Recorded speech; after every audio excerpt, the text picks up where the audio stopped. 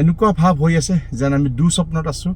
হঠাৎ সাৰ পাই উঠিম আৰু যেনিবা সকলোবোৰ ঠিক ঠাকেই হৈ যাব। দিলি এনেকুৱা এটা যদি দুঃস্বপ্ন দেখিলোঁ হয় আমি, যে সপোন আছে, এতিয়া সপোনৰ পৰা আমি সাৰ পালোঁ। সাৰ পাই দেখিলোঁ যে আগৰ নিচিনা চব ঠিক ঠাক আছে আৰু দৌৰি দৌৰি আমাৰ কাষলৈকে আহি আছে না। তেনেকুৱা যদি এটা চমৎকাৰ হ'লহেঁতেন, আদিত্যে কিমান ভাল পালেহেঁতেন। ইয়াতে চুইমিং পুলত পানী ভৰাব ক'লেহেঁতেন, জেঠা বাবা পানী ভৰাই দিয়া, আৰু এই ফুল লৈ লৈ তাই কিমান নাছিল হয় ন। আমাৰ ফুলবোৰ খুব সুন্দৰকৈ ফুলিছে, যেনিবা নিষ্পাপ আদিত্যহে আছে। আদিত্যে এইখিনিত কিমান নাচি বাগি থাকিছিলে। ৰাখ ৰাখ, চাইড কৰা, চাইড কৰ, এবাৰ চাইড কৰ, চাইড কৰ। 2 পইচা কামাও, আপত্তি নাই। ৰাতি কিয় আনছা? ৰদ কিয় আনছা ৰাতি? চৰি মাল নেকি? চৰি মাল নেকি? এতিয়া দেখ মানে গাড়ীখন ইয়াত মোৰ ব্লড হ'ল না, এইখন চালান। এইখন চালান ঠিক আছে। তোকে ৰদ কিনিবৰ কাৰণে এতিয়া সময় পালি নেকি? হয়, আগতে গেছিলোঁ, যোৱাৰ পিছতে মোৰ মানে বহুত গাড়ী লাগছে, সেইকাৰণে ভাইটি এইটো কথা নহয়, অলপ দেৰি কথা নহয়। ভুল হৈছে, তোৰ পৰা এনেকুৱা মানুহৰ কাৰণে আজি ঘটনাবিলাক হৈ আছে। এইখিনি এৰিয়াত কিমান মানুহ মৰে জানা নাই? সেইটো ভুল হৈছে। তই ভুল হৈছে তাহলে কাপোৰ চাপোৰ কিয় লগাই অনা নাই?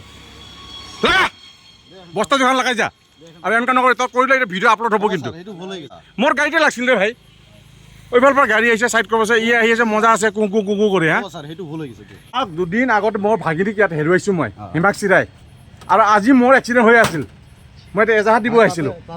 বিৰাট ভিৰ হৈছিল না, সেইকাৰণে অলপ লেট হয়। তহঁতৰ সৰু সৰু ভুলৰ কাৰণে হয় কিন্তু। তহঁতৰ পেটত মই লাঠি মাৰিব নোখোজোঁ, তহঁতে প্ৰাণ লোৱাৰ অধিকাৰ কাৰণ নাই কিন্তু। সেইটো হয়, সেইটো হয় নহয়? আৰে বস্তাখন বান্ধি আনিলেতো মানুহ দেখা পায়,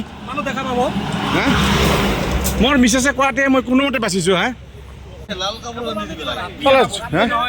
কিমান ঘটনা হৈ আছে, তহঁতে এনেকৈ আনিব নোৱাৰতো।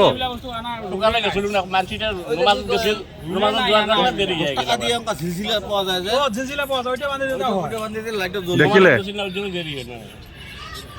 এইদৰে ঘটনাবিলাক হয়। এয়া দেখিলে ডাম্পাৰৰ দৌৰাত্ম, আৰু তেওঁলোকে যিখিনি ৰুল ৰেগুলেশ্যন মানিব লাগে সেইখিনি নামানিলে, যাৰ ফলত এই ভাইৰ পিলপিলি গাড়ীখন এতিয়া ভুক্তভোগী হ'ল। এইটো সম্পূৰ্ণকৈ ভাঙি গ'ল। কেনেকৈ ভাঙিল বোলে? ইয়াত পাথৰ লাগিছে। কেনেকৈ পাথৰ লাগিল?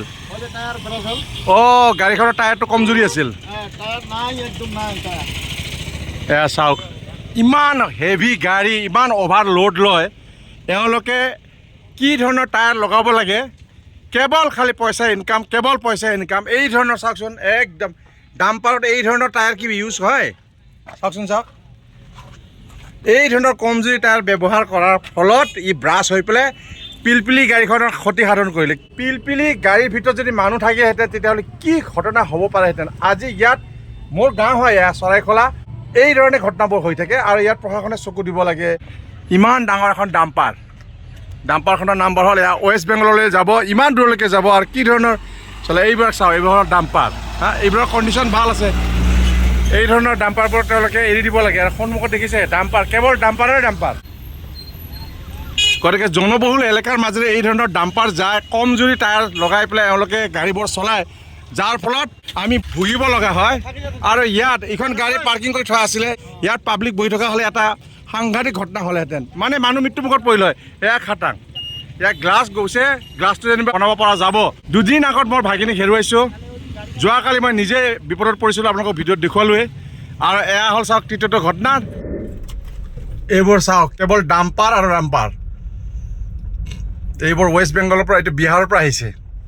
মানে বৰ্তমানে আমি বাস কৰা ঠাইখনৰ নাম হ'ল চৰাইখলা। এই চালাকাটি, চৰাইখলা, বহলপুৰ এই এলেকাটো কেৱল ডাম্পাৰৰে উৎপাত বুলি ক'লে অত্যুক্তি কৰা নহ'ব।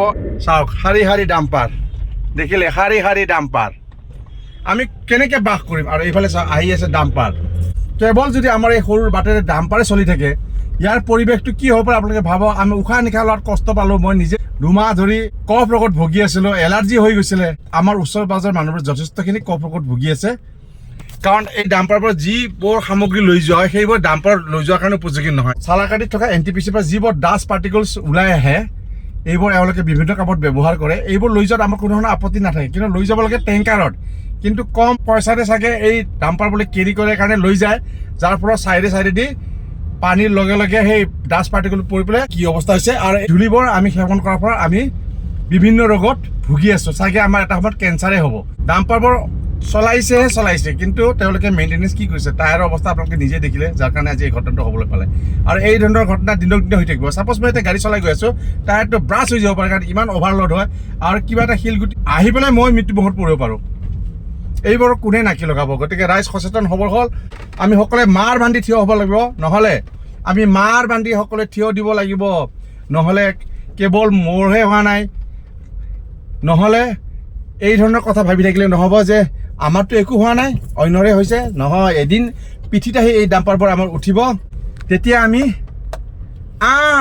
কোৱাৰ সময় নাপাম গতিকে ৰাইজ আমি এতিয়া সজাগ হ'বলৈ হ'ল আমি সকলোৱে মাৰ বান্ধি ওলাই ডিচিৰ ওচৰত যাওঁ এছপিৰ ওচৰত যাওঁ কিবা এটা আইন ব্যৱস্থা যদি নকৰোঁ ভৱিষ্যত দিনবোৰত ল'ৰা ছোৱালী পঢ়া শুনা কৰাৰ পৰা আদি আমি চাকৰি যোৱাৰ পৰা বজাৰ সমাৰ কৰাৰ পৰা আমি বিৰত থাকিব লাগিব কি ধুনীয়া ফুল ফুলিছে ন আদিত্যই কিমান ভাল পালেহেঁতেন ইয়াতে চুইমিং পুলত পানী ভৰাব ক'লেহেঁতেন জেঠা বাবা পানী ভৰাই দিয়া আৰু এই ফুল লৈ লৈ তাই কিমান নাছিল হয় ন তাই সঁচাই কৈছিলে ইয়াত ফুল ফুলিলে আমি ইয়াত আহি ফটো তুলিম সঁচাকৈ আদিত্যই বহুকেইটা ফটো তুলিলে গৰিলা তোৰ বাইদেউৰ ঘৰলৈকে গৈ আছোঁ হা বান্ধি থ তাক আমাৰ কলিজাজনীকতো জীয়াই তুলিব নোৱাৰিলোঁ এটা ফটো ফ্ৰেমতে আবদ্ধ কৰি ৰাখিলোঁ এয়া শ্ৰদ্ধাঞ্জলিৰ দিনাখন লাগিব কিবা এটা মনত শান্তি লাগে যেতিয়া তাইৰ ঘৰলৈকে যাওঁ এতিয়া আমি দুয়ো ওলাইছোঁ বহল ফুল লৈ বুলি আমাৰ ফুলবোৰ খুব সুন্দৰকৈ ফুলিছে যেনিবা নিষ্পাপ আদিতিহে আছে আদিত্যই এইখিনিত কিমান নাচি বাগি থাকিছিলে হে প্ৰভু তুমি কিয় তাইক অকালতে কাঢ়ি লৈ গ'লা এতিয়াও মনটোক মনাব পৰা নাই এনেকুৱা ভাৱ হৈ আছে যেন আমি দুঃস্বপ্নত আছোঁ হঠাৎ সাৰ পাই উঠিম আৰু যেনিবা সকলোবোৰ ঠিক ঠাকেই হৈ যাব কিন্তু সেয়া জানো হ'ব নিলি এনেকুৱা এটা যদি দুঃস্বপ্ন দেখিলোঁ হয় আমি যে সপোন আছে এতিয়া সপোনৰ পৰা আমি সাৰ পালোঁ সাৰ পাই দেখিলোঁ যে আগৰ নিচিনা চব ঠিক ঠাক আছে আৰু আদিতি দৌৰি দৌৰি আমাৰ কাষলৈকে আহি আছে তেনেকুৱা যদি এটা চমৎকাৰ হ'লহেঁতেন